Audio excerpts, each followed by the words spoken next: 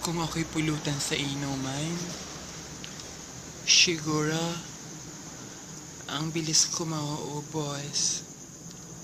Siya ganda at sarap ko ba namang ito? Malamang papakin ako ng magiinom. Kung ako'y pulutan sa inuman, ang dami sigurong mag-aaway. Mag-uunahan sila, makapamulutan lang. Baka ang iba, hindi natira ng ibang kainuman. O di kaya, baka iuwi na nila ako sa bahay.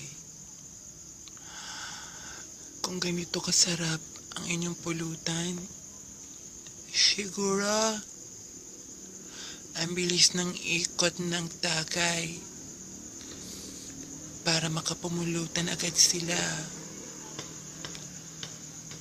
Kung ako'y isang pulutan sa inuman, siguro kahit buto, ngangalutin nila.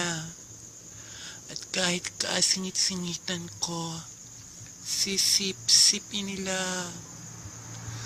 Kung ako'y pulutan sa inuman, anong parte ng katawan ko ang unay nung kakainin?